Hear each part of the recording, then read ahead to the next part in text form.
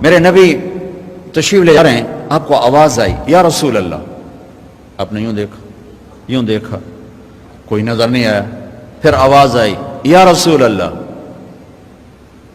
دیکھا تو ایک ہرنی گلے میں رسی چارپائی سے بندھی ہوئی وہ آپ کو پکار رہی تھی. آپ قریب آئے، کیا ہے؟ کہ آپ کا صحابی مجھے پکڑ کے لایا ہے، میں اللہ کی تقدیر پہ راضی ہوں، مطلب ذبح کی جاؤں گی، لیکن میرے چھوٹے چھوٹے بچے ہیں وہ بھوکے ہیں، اگر آپ مجھے چھوڑ دیں میں ان کو دودھ پلا کے واپس آ جاؤں گی. تو آپ نے فرمایا اگر تو واپس نہ آئی تو پھر؟ کہ اگر میں واپس نہ آئی تو اللہ مجھے جہنم میں ڈال دے جیسے انسانوں کو ڈالے گا. تو آپ نے اس کی رسی کھول دی اور وہیں بیٹھ گیا. اس نے دوڑ لگائی اور پہاڑوں میں غائب ہو گیا. دیر گزر گئی تو آپ نے دیکھا وہ پہاڑ سے اتر رہی تھی اور آ کر کہا یا رسول اللہ میں حاضر ہوں. اللہ اکبر. اسے خبر ہے میں کیوں حاضر ہوں. یہ ہمارے فیصل آباد کا بازار والا 10 روپے کے پیچھے وہ جھوٹ بولتا ہے کہ زمین آسمان کانپ اٹھتے ہیں. آپ نے اس کو رسی سے باندھ دیا اور پھر بیٹھ گئے. دیر گزری وہ صحابی ہے جنہوں نے پکڑا تھا شکار کے لیے، وہ دیکھ کے پریشان ہو گئے یا رسول اللہ آپ کیسے؟ کہا بھائی میرا ایک کام ہے چھوٹا سا. کہا کیا؟ کہ یہ ہرنی میں ہدیہ مانگتا ہوں آپ سے.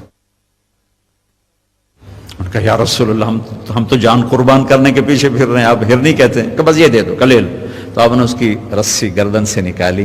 کہ الحق باہلک، جا اپنے بچوں کے پاس چلی جا، سچ نجات دیتا ہے جھوٹ ہلاک کرتا ہے. میرے بچوں ایک ہرنی جتنی سچائی سیکھ لو، اپنی زندگی سے جھوٹ نکالو اگر اللہ کو پسند آنا چاہتے ہو. نہ تہجد پڑھو، نہ اشراق پڑھو، نہ اوابین پڑھو.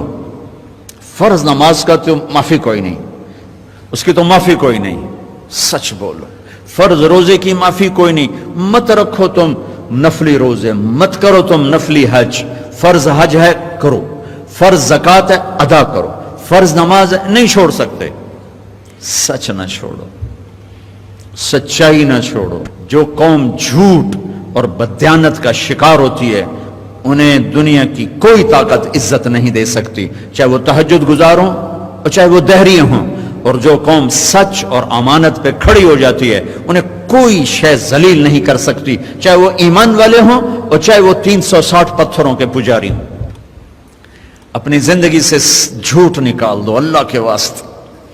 لمبی چوڑی بندگی ہے، میں نے فرض کے لیے تو میرے پاس کوئی چوائس کوئی نہیں کہ چلو اے کر لو تو اے نہ کرو. فرض تو فرض ہے، اس سے تو میں نکل نہیں سکتا، نہ آپ نکل سکتے ہیں. لیکن میرے عزیزو سچے بن جاؤ، سچے بن جاؤ، دیانتدار بن جاؤ، دیانتدار بن جاؤ.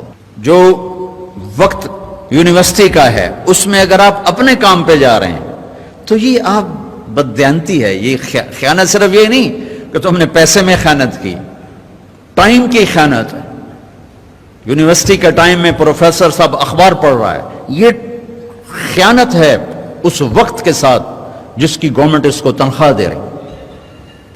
یونیورسٹی کے ٹائم میں وہ حاضریاں لگا کے اور اپنے کام کو جا رہا ہے، یہ خیانت ہے اس ٹائم کے ساتھ جس کی وہ تنخواہ لے رہا ہے. اس کو سرکاری گاڑی ملی ہے، اس کے بچوں کو اسکول چھوڑنے جا رہی ہے، یہ خیانت ہے. بددیانتی اللہ کی نظروں سے گراتی ہے جیسے پتھر اوپر سے نیچے آ کر گرتا ہے، اور دیانت آدمی کو لے جاتی ہے 7 آسمان عرشوں تک پہنچا دیتی ہے. دیانتداری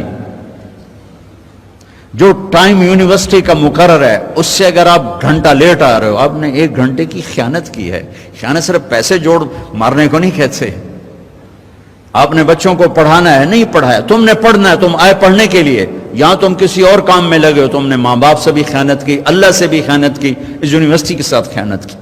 پروفیسر صاحب یونیورسٹی کے ٹائم میں کسی اور کام میں لگا ہوا ہے، یہ خیانت ہے. اگر اللہ اس کے رسول کا پسندیدہ بننا ہے تو میں لمبے چوڑے وظیفے نہیں بتا رہا ہوں، چھوٹی چھوٹی 2 باتیں بتا رہا ہوں. سچائی، امانت، سچائی، امانت. ہمارے ایک بزرگ تھے وہ ٹیلی فون کے جی ایم ہو کے ریٹائر ہوئے تھے اور تبلیغ کے بھی امیر تھے. جب وہ دفتر میں آتے تھے تو تبلیغ کا ایک بول نہیں بولتے تھے کہ بھائی یہ تنخواہ میں ٹیلی فون کی خدمت کی لیتا ہوں، یہاں کوئی تبلیغ کی بات نہیں ہوگی. اور جب وہ دفتر سے نکل جاتے کہتے ہیں ہن میرا ٹائم اپنا ہے، ہن کوئی ٹیلی فون کی بات نہیں ہوگی، اب صرف تبلیغ کی بات ہوگی۔ میرے بچوں، بددیانتی نے ہمیں زیرو کر دیا ہے۔